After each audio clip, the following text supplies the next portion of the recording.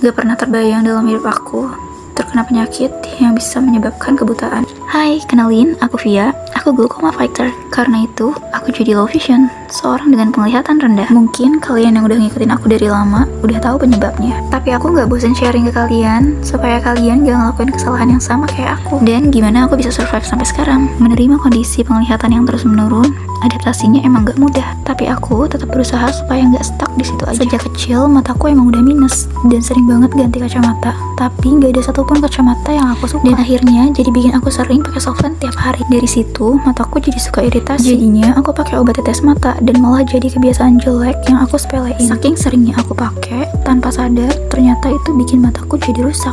Sampai akhirnya setengah penglihatan mata kiriku hilang. Pasca operasi mata, ternyata mata kananku lebih buram. Bahkan buat kenalin wajah orang aja susah. Sampai akhirnya ada followers aku yang ngasih tahu ada alat bantu yang kayaknya cocok buat masalah low vision aku. Setelah aku cari tahu, ternyata Vio Optical Clinic ini vision therapy spesialis terbaik di Indonesia. Akhirnya aku putuskan buat konsultasi ke Vio dan direkomendasikan kacamata teleskop. Yang aku tahu teleskop itu harus diputar-putar dulu supaya fokus. Tapi di Vio punya inovasi yang beda. Dia gabungkan lensa teleskopnya ke dalam satu frame kacamata yang udah disesuaikan sama minus aku. Jadi lebih simple karena punya dua fungsi. Aku bisa lihat jarak jauh juga jarak normal. Keren banget kan? Aku mulai melakukan vision therapy pakai kacamata teleskop didampingin sama dokter spesialisnya. Aku seneng banget karena akhirnya aku nemuin alat bantu yang cocok buat aku. Apalagi buat lihat jarak jauh, aku jadi bisa beraktivitas mandiri, mobilitas sendiri, baca papan petunjuk jadi lebih jelas, dan yang terpenting, aku jadi bisa lihat jelas wajah orang-orang yang aku sayang. Yang awalnya aku pikir itu nggak mungkin. Sekarang aku jadi lebih pede dan lebih bersyukur bisa melihat lebih jelas pakai alat bantu ini. Kalau kamu punya masalah penglihatan, jangan tunggu sampai terlambat.